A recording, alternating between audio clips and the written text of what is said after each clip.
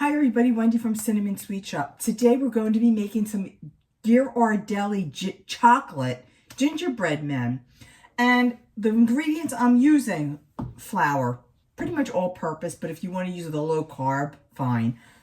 Unsalted butter at room temperature.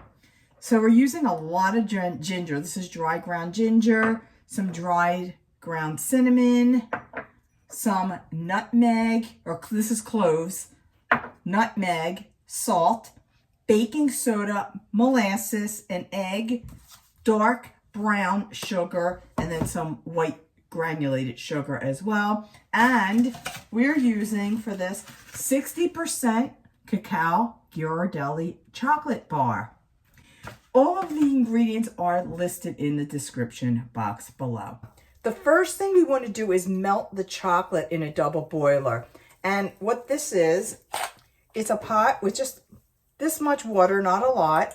And I did break up the chocolates, put them in here. Now, the important thing is that the bottom of this bowl does not touch the water. So this is nice and dry underneath. I have this on about medium-low because you don't want it to boil too much. You just want to get the water hot enough to melt the chocolate. This is going to take some time, probably about 5 minutes to do that. Alternatively, you can put this in the microwave oven for about 30-second intervals, mix it, and then just keep doing it until it is nice and melted, but not overdone. You can see this is nice and smooth. I'm mixing it real well. And then we'll remove it from heat and set this aside. In the meantime, we're going to sift together some ingredients. Now, I did forget to mention you're going to need some unsweetened cocoa powder too. So let's add that. This is always so messy to work with. Your flour. Whoops, let that plop in there. The baking soda and the salt. And just sift it into a larger bowl. In the mixer, I have my softened butter. I just want to mix it up for a couple seconds just to smash it around a bit.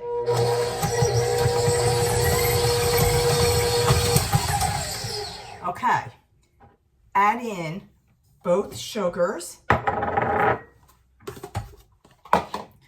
and all of the spices.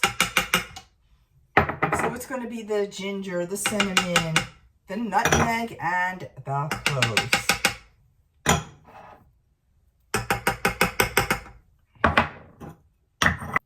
Beat this on medium speed for about 2 minutes until it's well combined.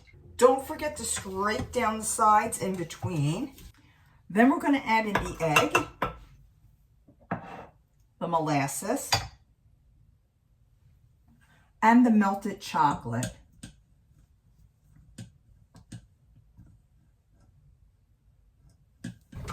And then beat this for an additional 2 minutes till it's well combined. Now, don't forget to scrape down the sides again.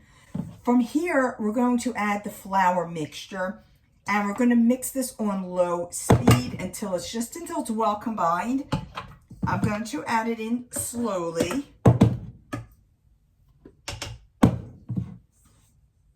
So I like to do it in thirds. So I'll add 1/3 in, and I'm going to mix this a little bit, then just add 1/3 and then 1/3. Now, as you can see, I have a nice thick dough, and any of the flour that didn't mix in with the mixer, I'm just going to do it by hand.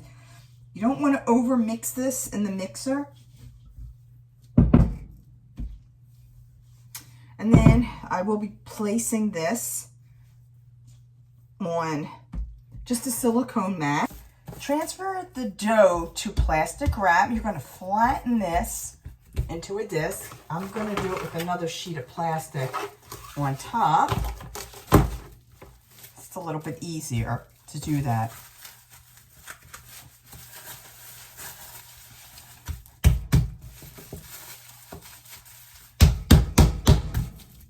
And then refrigerate this for a minimum of 1 hour. You could refrigerate this up up to a few days if you're not going to make this right away. After about an hour, I did divide my dough into thirds. Took 1/3 out to roll it. The other is still in the refrigerator, so that remains nice and firm while I roll it. I have here a lightly floured surface. I'm going to flour my rolling pin a bit.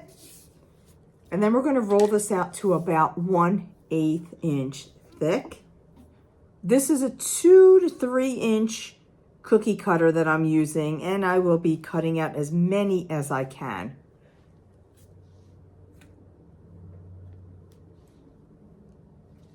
These are going to be baked in a 350-degree oven for 8 to 10 minutes.